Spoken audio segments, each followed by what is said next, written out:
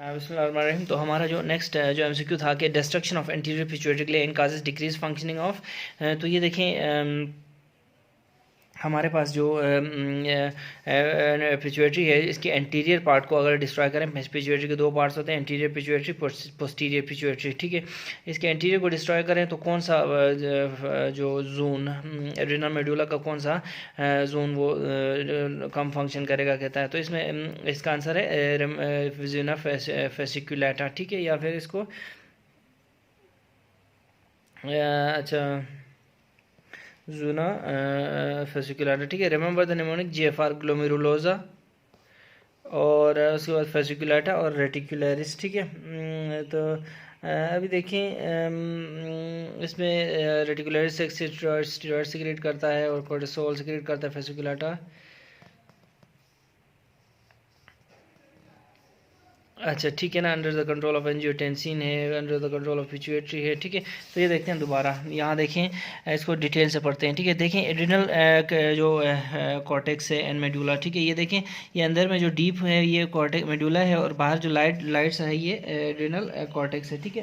ये देखें ये हमारे पास ये जो है ना ये एड्रिनल कॉर्टेक्स है और ये जो है ये अंदर वाला ये मेडुला है।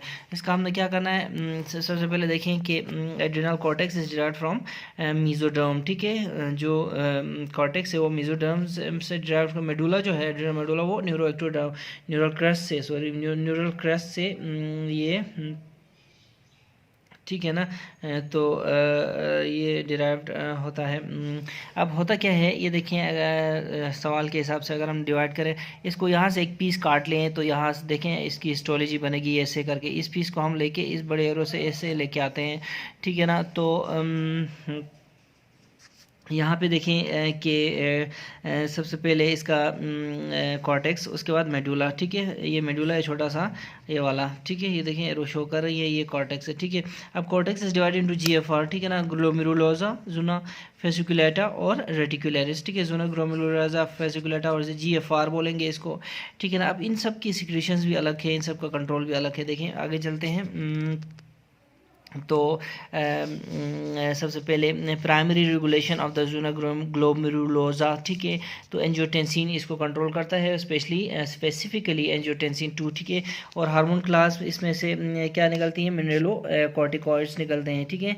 मिनरलो कॉर्टिकॉइड्स निकलते हैं और उसके बाद जो primary hormone produce is aldosterone, ठीक है। तो ये हमारे पास हो गया जूना ग्लोमेरुलोजा, ठीक है। उसके बाद जूना रेटिकुलरिस में अगर हम देखें तो ये देखें सॉरी फेसिकुलेटा में एसीटीएच और सीआरएच रिलीज़ करता है, ये भी एसीटीएच और सीआरएच रेगुलेट करता है ये दोनों को, ठीक है। फेसिकुलेटा और रेटिकुलरिस को एड्रिनोकोर्टिकोट्रोपिक हार्मोन सीआरएच दोनों कंट्रोल करते हैं, ठीक है। उसके बाद फेसिकुलेटा से ग्लूकोकोर्टिकोइड्स निकलते हैं, इनको प्राइमरी इसका हार्मोन प्रोड्यूस कॉर्टिसोल। उसके बाद रेटिकुलरिस से एंड्रोजन्स निकलते हैं, प्राइमरी हार्मोन प्रोड्यूस्ड इज का डीएचई डायहाइड्रो एंड्रोजन, ठीक है। तो सवाल के हिसाब से अगर एंटीरियर पिट्यूटरी, ये दोनों देखें एसीटीएच और सीआरएच ये एंटीरियर पिट्यूटरी से निकलते हैं। एसीटीएच एंटीरियर पिट्यूटरी से निकलता है ना, एसीटीएच, सीआरएच का मैं आपको कंफर्म बता दूंगा बाद में। तो एसीटीएच पिट्यूटरी से निकलता है। ये देखें अगर पिट्यूटरी डिस्ट्रॉय हो गया तो एसीटीएच नहीं होगा, प्राइमरी रेगुलेट नहीं होगा, तो ये दोनों फंक्शन फेसिकुलेटा और रेटिकुलरिस दोनों कम फंक्शन करेंगे एमसीक्यू के हिसाब से। एमसीक्यू के हिसाब से हमने फेसिकुलेटिस दिया है, लेकिन अगर दोनों आ जाएँ तो हम दोनों क्लिक करेंगे, ठीक है। और अगर इन दोनों में से कोई एक आए तो हम इन दोनों में से कोई एक क्लिक करेंगे, ठीक है ना। फिर मेडुला में देखिए, मेडुला में फिर क्रोमाफिन सेल्स होते हैं हिस्टोलॉजी में। उसके बाद pre ganglionic sympathetic fibres primary regulated by pre ganglionic sympathetic fibres, याद रखें मेडुला। और उसके बाद hormone class catecholamines, hormone produce epinephrine and norepinephrine, ठीक है। ये देखें ये बहुत ज़्यादा इंपॉर्टेंट है, pre ganglionic sympathetic fibres, okay. इसका एमसीक्यू भी आया है पहले, इससे पहले, ठीक है। तो ये प्राइमरी रेगुलेशन सिंपैथेटिक फाइबर्स की तरफ से, वो भी प्री गैंग्लियनिक की तरफ से होती है। अच्छा, ठीक है ना। तो ये टेबल बहुत इंपॉर्टेंट है, इसको आप बाद में भी देख लें, ठीक है। तो GFR देखें, GFR को ऐसे नोट करना, जैसे जैसे आप बाहर से अंदर मेडुला की तरफ जाएंगे तो शुगर, सॉल्ट, शुगर और शुगर से मिनरलोकॉर्टिकॉइड्स ही है ना, मिनरलोकॉर्टिकॉइड्स ये सॉल्ट हैं, ठीक है। उसके बाद शुगर, ठीक है, अंदर की तरफ जाएं तो सही है। फिर कोर्टिसोल आता है, फिर अंदर से सबसे अंदर जो होता है उससे रेडिकुलर से एंड्रोजन्स आते हैं, ठीक है। तो ये आपने नोट करना है। तो ये हो गया हमारा MCQ के, हमारा MCQ में क्या था, MCQ में था कि अगर destruction of the interior pituitary हो तो फंक्शनिंग किसकी कम हो जाएगी, तो फेसिकुलेटा की हो जाएगी, ठीक है। तो क्योंकि ग्लोमेरुलोसा जो है एंजियोटेंसिन के कंट्रोल में है, एंजियोटेंसिन, ठीक है, ग्लोमेरुलोसा एंजियोटेंसिन के कंट्रोल में है, फेसिकुलेटा और रेटिकुलरिस कोर्टिसोल ACTH के कंट्रोल में होते हैं। और ACTH जो है ना एंटीरियर पिट्यूटरी से निकलता है, ये देखें ACTH इधर भी एंटीरियर एडिनो हाइपोफिसिस कहते हैं, ये ACTH निकल रहा है, ठीक है, इसमें। और उसके बाद क्या हम देखें, पोस्टीरियर पिट्यूटरी को न्यूरो हाइपोफिसिस कहते हैं, न्यूरो एक्टोडर्म से ये ओरिजिनेट करता है। नेक्स्ट MCQ है हमारा nerve supply of the extensor of the posterior cord से रेडियल नर्व निकलती है, ठीक है। उसके बाद लीस्ट टेराटोजेनिक लाइसर्जिक एसिड, ठीक है। लाइसर्जिक एसिड जो होता है ना, ये अगर आप देख लें psycho active drug intoxication and withdrawal, ये इनमें से हमारी जो हेलुसिनेशंस है, ये हेलुसिनोजन है एक लाइसर्जिक एसिड, डाइथाइलएमाइड, LSD इसको बोलते हैं। तो ये लीस्ट टेराटोजेनिक इसको कंसिडर किया जाता है, ठीक है। ये देखें टेराटोजेनिसिटी जो है ना, ये देखें टेराटोजेनिक ड्रग्स, ठीक है, ठीक है ना। Most susceptible is 3rd to 8th week, इसको एम्ब्रियोनिक पीरियड कहते हैं, जो ड्यूरिंग ऑर्गेनोजेनेसिस होती है इसमें ना, 3rd to 8th वीक, इसमें मोस्ट ससेप्टेबल टू टेराटोजेंस होते हैं, है, तो इसको एम्ब्रियोनिक पीरियड कहते हैं। और क्या है कि before week 3 all or none and effect, and after week 3 growth and function affected, ठीक है। All affected before week 3, all affected, all or none affected after 8th growth and function affected, ठीक है। तो ये देखें टेराटोजेंस हमारे पास मुख्तलिफ़ किस्म के टेराटोजेंस हैं, एसी इनहिबिटर्स हैं, अल्कालाइटिंग एजेंट्स हैं, मोनोग्लाइकोसाइड्स, स्ट्रेप्टोमाइसिन, ठीक है ना, ऑटोटॉक्सिसिटी 2 कान, ठीक है।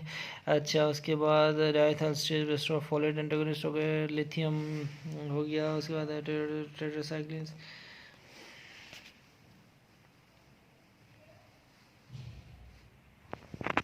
ठीक है ना। एक्सरेज की माइक्रोसिफली हो सकती है एक्सरेज से, और इंटेलेक्चुअल डिसेबिलिटी हो सकती है, ठीक है ना। ब्लड शील्डिंग होनी चाहिए एक्सरेज की टेराटोजेनेसिटी कम करने के लिए। नेक्स्ट MCQ हमारे पास है कि जो है लीस्ट जो ये तो हमने कर लिया। डैमेज टू स्केफॉइड बोन, ये तो हमने रेडियल आर्टरी हमने बहुत बार पढ़ा है। Common side of fracture of the rib is angle, ठीक है। Amniocentesis done in pregnant lady at term pregnancy and the baby's head is at -2 station, the needle will pierce posterior frontal, देखे ये pregnant lady है, term pregnancy है, और head at to -2 station, the needle will pierce posterior, ये रट्टा मार लेना यार, गायनी का है कोई। चलो किसी से पूछ लेते हैं फिर उसके बाद, ठीक है। तो क्या कहता है कि normally in vertex position presentation there is occipito anterior, so posterior frontal will be pierced by amniocentesis.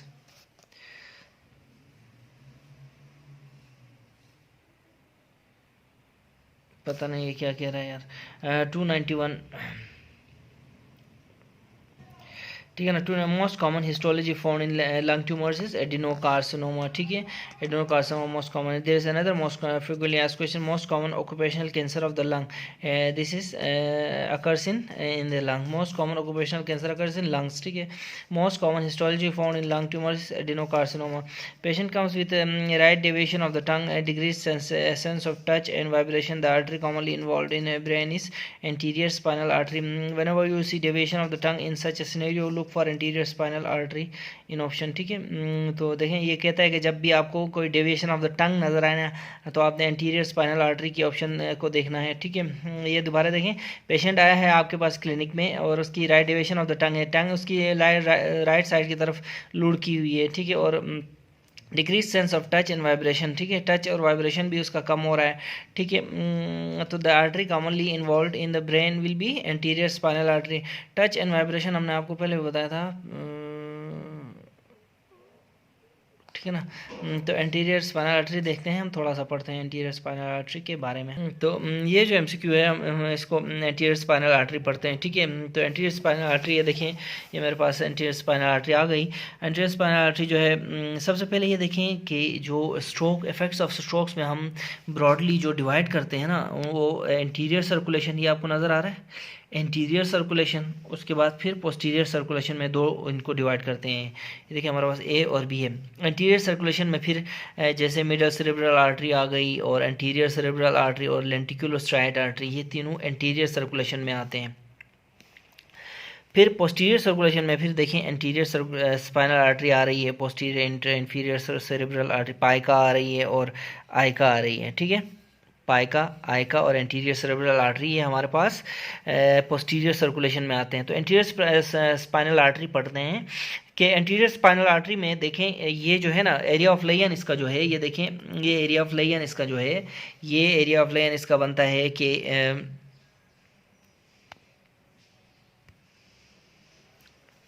ये बनता है lateral corticospinal tract, medial meniscus, medial lemniscus और कॉर्डल मेडुला, यानी कि हाइपर ग्लोसल नर्व, ठीक है। अब आप सवाल देखें और इसका एरिया ऑफ लेयन देखें, एंटीरियर स्पाइनल आर्टरी का एरिया ऑफ लेयन देखें, एरिया ऑफ लेयन में हाइपोग्लोसल नर्व आ रही है, तो इसका मतलब क्या हुआ कि टंग से रिलेटेड कोई चीज़ है।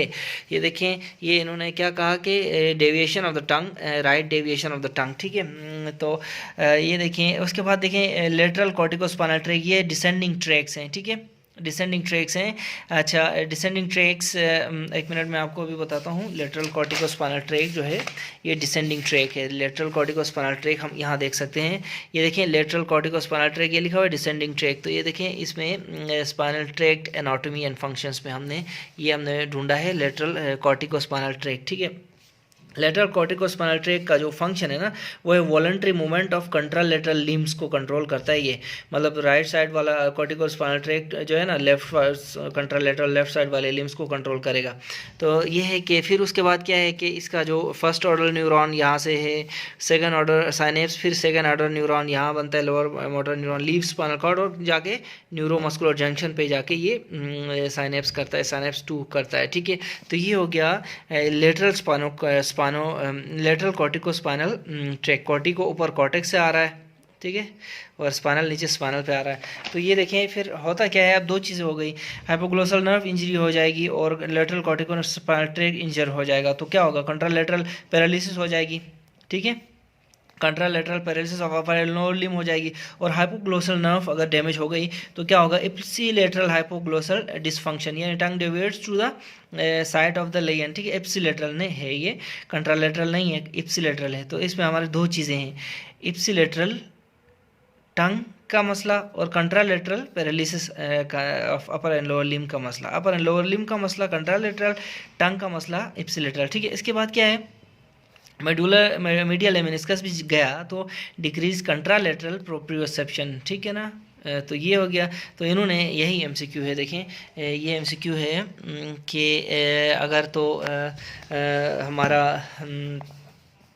टंग की डेविएशन राइट साइड की तरफ है और decrease sense of touch and vibration, ठीक है। इन्होंने अगर राइट डेविएशन दिया है तो इसका मतलब है कि राइट साइड पे ही इंजरी हुई है, ठीक है, राइट हाइपोग्लोसल गई है, ठीक है। तो इसका एरिया ऑफ लेयन हो गया एंटीरियर स्पाइनल आर्टरी, ठीक है। ये हमारी 292 एमसीक्यू हो गया। उसके बाद 293 में देखें, soldier comes with heavy bleeding, the ideal fluid replacement will be whole blood for 3 days। In case of any bleeding use same for same I for heavy blood loss prefer blood, while if bleeding is moderate enough then prefer 3 times of ringer lactate as resuscitation fluid। if ringer lactate is not an option then click 3 times of normal saline, ठीक है। Heavy bleeding है same for same, ठीक है। अगर moderate bleeding है तो 3 times ringer lactate, और अगर तो रिंगर लैक्टेट अवेलेबल नहीं है ऑप्शन में तो फिर रिंगर लैक्टेट की जगह हम नॉर्मल सलाइन भी 3 times यूज़ कर सकते हैं, ठीक है। मैक्सिलरी साइनस ओपन्स इनटू, ठीक है ना, मिडल मियाटस, याद नहीं याद रखना, M for maxillary, M for middle, middle meatus. Patient having increase levels of immunoglobin E, ठीक है ना, पैरासिटिक इन्फेक्शन को शो करती है इम्यूनोग्लोबिन। ये autopsy done on patient having CRF, most probable finding would be hypertrophied parathyroid gland. ठीक है, chronic renal failure में हाइपरट्रोफिड पैराथायराइड ग्लैंड होता है। ठीक है, उसके बाद 297 excitation of hypothalamus would cause shivering. ठीक है ना, तो ये देखिए यहाँ पे excitation of the hypothalamus would cause shivering. Note for hypothalamus, remember that anterior is for cooling, posterior is for heating. Anterior is parasympathetic and posterior is sympathetic. ठीक है ना, एंटीरियर कूलिंग के लिए, एसी याद रखें, कूलिंग एसी।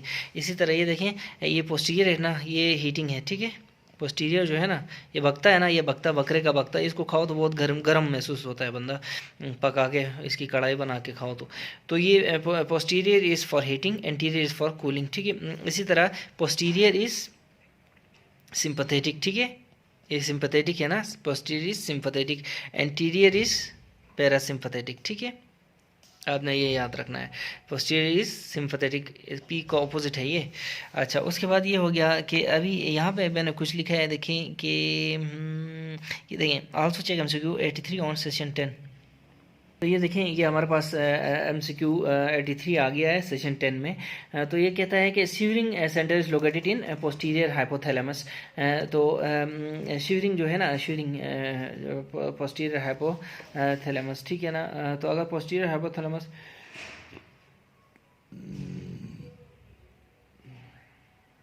जबकि हमें पता है पोस्टीरियर हाइपोथैलेमस क्या है, हीटिंग के लिए है। ठीक है, सही है ना, ये शिवरिंग जब करता है तो हीट जनरेट होती है। ठीक है ना। अच्छा, note that posterior hypothalamus is origin of sympathetic nervous system and that causes shivering. ठीक है, सही है ना। तो होता यूँ है कि जब हमें ठंड लगती है तो पोस्टीरियर हाइपोथैलेमस एक्टिव हो जाता है और वो शिवरिंग कराता है, शिवरिंग करके गरम कराता है। ठीक है ना, आपने याद रखना है। ठीक है, तो इधर जो MCQ है हमारे पास, इसका मतलब ये है कि जो पोस्टीरियर हाइपोथैलेमस है ना, ये पोस्टीरियर हाइपोथैलेमस, ये देखें, excitation of hypothalamus would cause, अगर एक्साइट हो जाता है एक्साइटेशन ऑफ हाइपोथैलेमस तो शिवरिंग होती है, ये वही क्वेश्चन है। ठीक है, तो anterior is for cooling, posterior is for heating. ठंड में अगर पोस्टीरियर एक्साइट हो जाए तो गर्म करेगा। ठीक है, शिवरिंग करके गर्म करेगा। ठीक है, और इसके बारे में MCQ ये भी आता है कि जो सिंपैथेटिक, कभी कभी इसमें इसके MCQs में ना सिंपैथेटिक जो है ना, वो भी ऑप्शन आता है, सिंपैथेटिक ऐसे लिखा होता है कि सिंपैथेटिक सप्लाई या ये वो। ठीक है ना, तो उसका आंसर भी यही है कि जो ये देखें कि जो पोस्टीरियर जो हाइपोथैलेमस है ना, posterior hypothalamus is the origin of sympathetic nervous system. तो यहाँ सिंपैथेटिक सप्लाई, अगर सिंपैथेटिक का कोई ऑप्शन भी आ जाए ना, वो भी सही है, पोस्टीरियर हाइपोथैलेमस भी सही है। ठीक है ना, तो ये आपने याद रखना है। इसी तरह नेक्स्ट MCQ में चलते हैं। Foetal period starts after which week. अभी हमने थोड़ी देर पहले पढ़ा कि लाइसर्जिक एसिड वाले MCQ में कि जो फीटल जो एम्ब्रियोनिक पीरियड होता है वो कौन सा होता है और फीटल पीरियड कौन सा होता है। तो जो 3 to 8 वीक का जो पीरियड होता है ना, वो एम्ब्रियोनिक पीरियड होता है। ठीक है, ये देखें, 3 to 8 weeks embryonic period, this is the most sensitive to teratogens, while fetal period starts after 8 week. 8th week के बाद जब टेराटोजेंस आते हैं ना, तो फंक्शन वगैरह का जो इफेक्ट होता है, अगर 3 वीक से नीचे टेराटोजेनिसिटी हो तो उसमें फिर ऑल और नन इफेक्ट होता है, ये आपने याद रखना है। ठीक है, तो foetal period starts after 8th week. ठीक है, तो ये हमारा यहाँ पे सेशन 1 ख़त्म हो गया, सेशन 2 हम स्टार्ट कर लेंगे सून। ठीक है, इससे सेशन 2 से पहले हम अभी टाइम मिला तो ये MCQs हम दोबारा तफसील के साथ हम कर लेंगे। ठीक है, सेशन 2 करेंगे अभी।